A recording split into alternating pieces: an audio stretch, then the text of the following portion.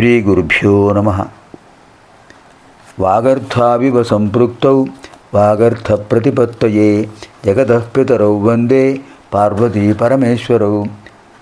శృతిస్మృతిపురాణానాం ఆలయం కరుణాలయం నమామి భగవత్పాదం శంకరం లోకశంకరం.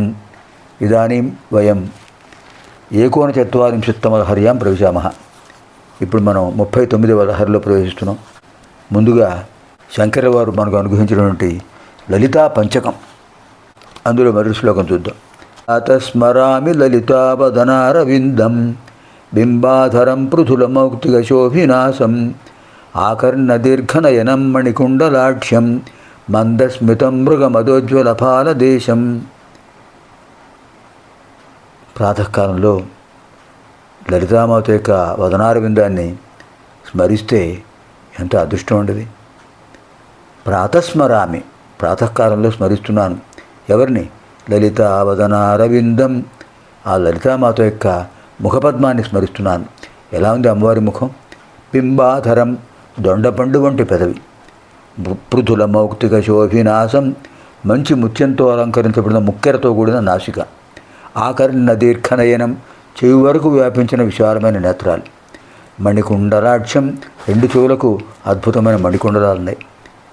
ఇంకా ఆ వదనం, అమ్మవారి ముఖం ఎలా ఉంది?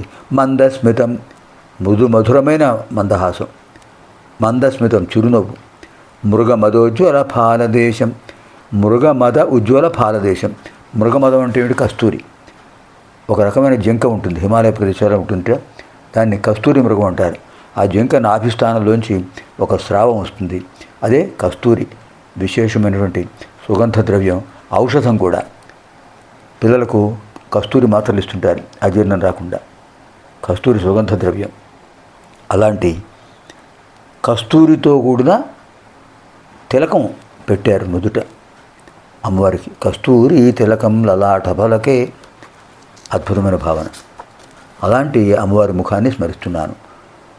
ప్రాతస్మరామి లలితావదనారవిందం బింబాధరం పృథులమౌక్తిక శోభినాశం ఆకర్ణ దీర్ఘనయనం మణిగుండలాక్ష్యం మందస్మితం మృగమదోజ్వల ఫాలదేశం.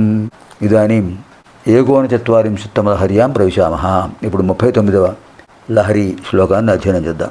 ధర్మో మే చతురంఘ్రిక సుచరిత పాపం వినాశం గతం కామక్రోధమదాదయో విగళిత కాలసుఖావిష్కృత జ్ఞానానంత్యమహౌషధి సుఫలిత కైవల్యనాథే సదా మాన్యే మానసపుండరీకనగరే రాజావతంసే స్థితే.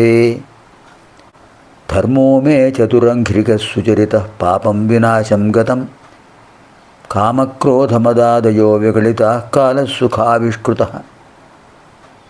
జ్ఞానానంత్యమహౌషధి సుఫలిత కైవల్యనాథే సదా మాన్యే మానసపుండరీకనగరే రాజావతంసే స్థితే. కైవల్యనాథే, కైవల్యానికి మోక్షానికి అధిపతి ఎవరు? స్వామి. మాన్యే, రాజావతంసే, రాజా అంటే చంద్రుడు. చంద్రుడు ఆభరణంగా కలిగిన ఓ పరమేశ్వర. మానస పుండరీక నగరే, నా మనస్సు అనే పద్మ యొక్క స్థానంలో నా మనస్సు అనే పుండరీకమే ఒక నగరం. అలాంటి ఆ నగరంలో, నా మనఃపద్మ నగరంలో సదా ఎల్లప్పుడూ స్థితే ఉన్నావు స్వామి. మే నాకు సుచరిత, మంచి బాగా ఆచరించబడినటువంటి, అంటే ఆచరించదగినటువంటి ధర్మం ఏమిటి? చతురంఘిక, ఆ ధర్మం 4 పాదాలు కలిగింది. దానివల్ల ఏమైంది? పాపం వినాశం గతం, నాలో ఉన్న దోషాలన్నీ పోయాయి. కామక్రోధ మదాదయ, కామము, కోపము, గర్వము మొదలైన అంతఃశత్రువులు, కామక్రోధ లోప మోహ మద మాత్సర్యాలు, ఇవన్నీ కూడా విగళితాహ, పూర్తిగా రాలిపోయాయి, తొలగిపోయాయి.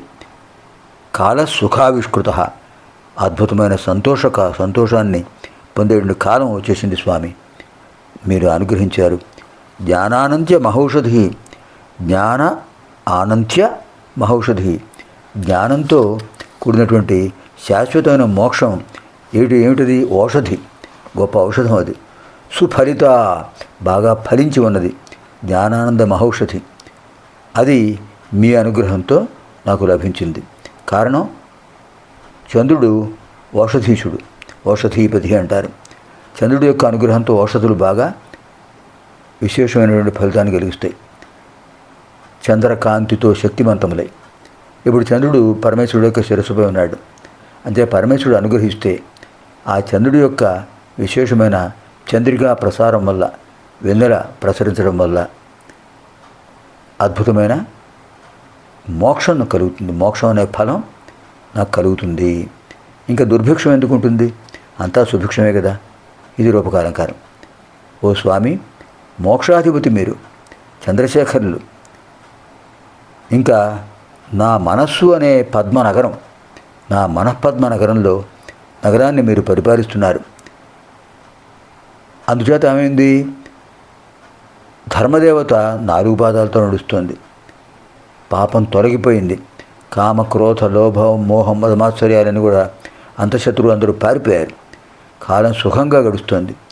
జ్ఞానం అనేటువంటి అద్భుతమైన మోక్షం అనే ఔషధం అద్భుతంగా ఫలించింది చంద్రికా ప్రసారం వల్ల. ఇప్పుడు నా మనోనగరం సుభిక్షంగా ఉన్నది. అంచేత మీ అనుగ్రహంతోనే ఇదంతా కలిగింది. అంటే శివుడు మంగళకరుడు, ఆయన అనుగ్రహిస్తే అంతా విశేషమైన ఆనందమయమే, శివానందం. ధర్మో మే చతురంఘ్రిక సుచరిత పాపం వినాశం గతం కామక్రోధమదాదయో విగళితా కాలసుఖావిష్కృత జ్ఞానానంత్య మహౌషధి సుఫలిత కైవల్యనాథే సదా మాన్యే మానసపుండరీక నగరే రాజావతంసే స్థితే. ఆయన రాజావతంసుడు, చంద్రుడు శిరస్సుపై అలంకారంగా ఉన్నవాడు. అంతేత చంద్రుడు ఔషధీపతి, పరమేశ్వరుడు అనుగ్రహం ఉంది. మోక్షం అనే ఫలం అద్భుతంగా నాకు కర్తరామలకమైంది. అద్భుతంగా చెప్పారు. పునర్మిలామः ఆగామిని కార్యక్రమే 40 హరి అధ్యయన కార్యక్రమే. సర్వేభ్యः పార్వతీపరమేశ్వరయోः దివ్యానుగ్రహప్రాప్తిరస్తు. శుభం భవతు. స్వస్తి.